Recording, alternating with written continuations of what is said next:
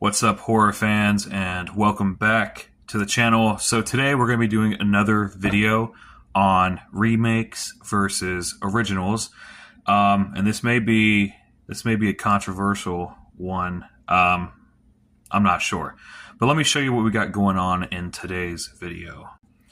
We have the original 1974 Texas Chainsaw Massacre going up against the 2003 Texas Chainsaw Massacre remake.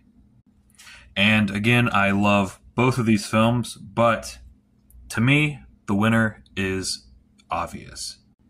It's the remake from 2003.